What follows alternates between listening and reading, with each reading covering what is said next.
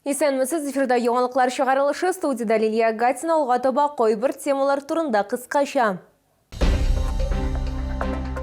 Юлларда көчле бузлавык, тагын кар, буран, көчле җил, чалда кар яу нәтиҗәләре белән ничек көрәшәләр.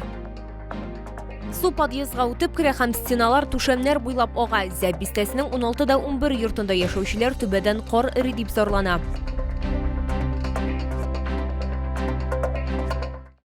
Гидромет үзәк мәгълүматлары буенча, бүген республика төньяк циклон йогынтысында юлларда көчле бузлавык, тагын кар, буран, көчле җил. Чаллы халкы билгеләп үткәнчә, шәһәрдә үткән кар яу нәтиҗәләрен бетергә өлгермәгәннәр, яңадан явым-төшемнәр башланды. Виктор Поляков урамы аеруча ризасызлык тудыра. Урынга безнең төшерү төркеме чыкты.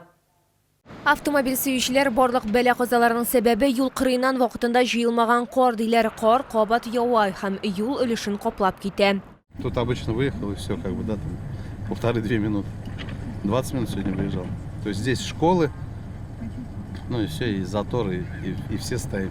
Мы, чтобы в школу не опоздать на ГЭС, мы на ГЭСе учимся, мы сейчас выезжаем без 15:07 из дома. Ну, снега много, колея вон какая, не выехать, не проехать. Я живу в 45-м, еду до Закамья час 30.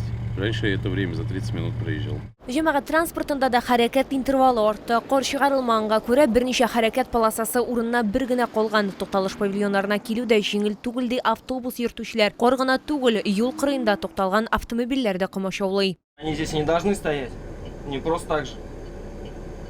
А они везде стоят. Где не должны стоять, они там стоят. Проезжая часть очень плохое, очень даже.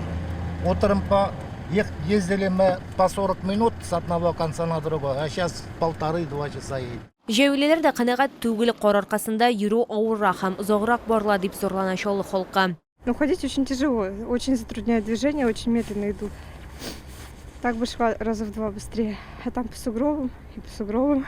Допустим, подняться с дороги очень тяжело, потому что не чищено там подъем. Все в этих, в кочках. Потому что основную дорогу, когда почистили, там не расчистили. То есть камни образовались, ее снегом еще сверху засыпало. Лед из-за этого, ребенка он трясет постоянно. Синоптиклар фаразлавынча, Чаллыда кар, кабат, буран көтелә, юлларда бозлавык сакланачак. 1 февраля ожидается небольшой снег утром, днем, также умеренный снег. Ночью без существенных осадков. 2 февраля ожидается облачная погода со снегом, местами слабый метель. Юлчылар һәм коммуналь хезмәткәрләр явым-төшемнәр белән көрәшне дәвам итәләр. Бүген кар яу нәтиҗәләрен бетерү өчен 209 берәмлек махсус техника һәм 102 эшче чыгарылган дип хәбәр иттеләр Чаллы хакимиятендә. Лилия Гатина, Яна Вальдзюль, Нар Султанов, яңалыклар. Зәп бистәсенең 16-11 йортында яшәүчеләр түбәдән кар эри дип зарлана. Моның нәтиҗәсендә су подъездга үтеп керә һәм стеналар, түшәмнәр буйлап ага. Теманы хәбәрче без дәвам итә.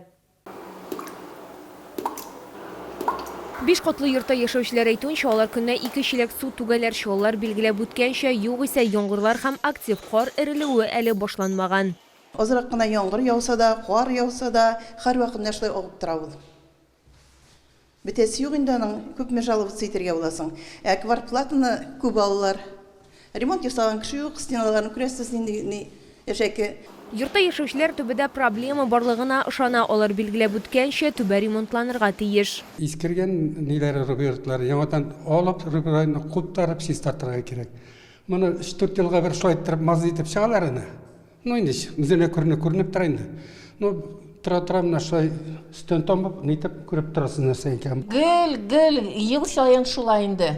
Ну җәй көне ясыйлар, аннары тагын шулай башлана. Бу проблемага 1 ел гына түгел, бирдә яшәүчеләр сүзләренчә, алар бу мәсьәләне хәл итәр өчен коммуналь хезмәткәрләргә мөрәҗәгать иткәннәр. Безнең төшерү төркеме хәлне аңлату өчен идарәче компаниягә мөрәҗәгать итте. Безгә хәбәр итүләренчә, коммуналь хезмәткәрләр 2нче подъездның түбәсен тикшергәннәр. Тикшерү нәтиҗәләре буенча күрсәтелгән подъезд түбәсен ремонтлау турында карар кабул ителде. Эшләр якын арада уңай һава шартларында башкарылачак. Хәзерге вакытта 16-11 йортның 2нче подъезды өстендәге түбә кардан чистартылган. Шулай ук идарәче компаниядә 2025 елга түбәләрне капиталь ремонтлау планлаштырылуы, аннары баскычлар да яңартылуы турында белдерделәр. Лилия Гатина, Эльмира Гайнетдинова, Кирилл Хабзей, яңалыклар.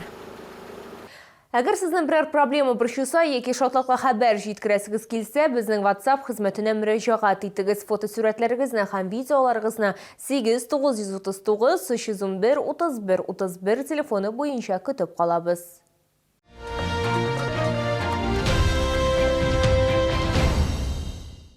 Хәрбиләргә ярдәм итү 58-нче мәктәптә патриотик чара узды. Укучылар җырлар башкарды, шигырьләр сөйләде, бейделәр һәм ватанны саклаучыларга рәхмәт белдерделәр. 5-нче сыйныф укучысы өчен солдатларның берсе сюрприз әзерләгән. Нинди тулырак алдагы материалда сөйләрбез. 5-нче сыйныф укучысы өчен видеоны хәрби хезмәткәр яздырган Ират махсус хәрби операция зонасында ул Азалиядан хат алган һәм җылы сүзләр өчен рәхмәт әйтә. Дорогой Халиловой Азалии, большой привет. С 4-го А-класса 58-й школы города Набережные Челны. Очень приятно было получить твой подарок. Спасибо тебе огромное. Азалига исә хәрби хезмәткәрдән кире элемтә һәм аннан бүләкләр алу бәхете елмайды. Вообще, я не сильно ожидала какого-то отклика, но я точно знала то, что вот заметит точно, и точно ему будет очень приятно. И вообще, когда меня вызвали, я очень волновалась. Азалиның әнисе Эльвира Халилова да кызының хаты җавапсыз калмавына шатлана. Аның сүзләренчә, кыз үзе ватанны саклаучыларга хат язарга теләк белдергән. Моя дочь купила шоколадки, пришла домой и сказала, что будет письмо писать, а также сочинить свое стихотворение. Мы уж сразу поддержали. Хорошо, доченька, напиши. И вот она создала очень красивое письмо. Менә бу юлы да 58-нче мәктәп укучылары хәрбиләргә хатлар язып, алар өчен саклану чарасы әзерләгәннәр. Алар ватанны саклаучыларга рәхмәт белдерәләр һәм аларга җиңү телиләр. Лилия Гатина, Илмира Гайнетдинова, Кирилл Хабзей, яңалыклар.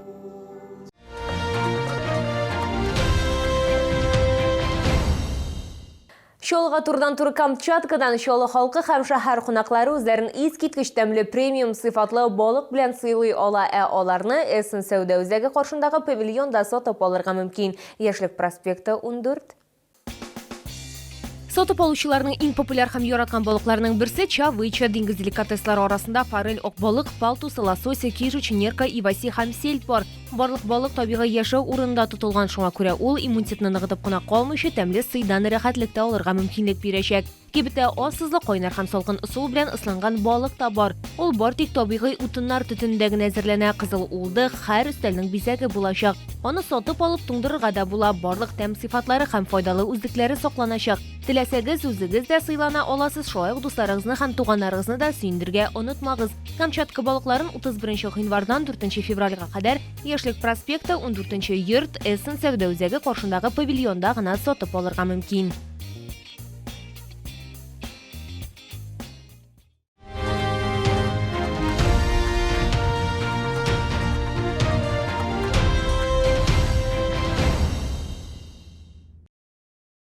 Бу сезгә җиткерәсе соңгы мәгълүматыбыз иде. Мин Лилия Гатина, сезнең белән сау булашам, исән имин булыгыз.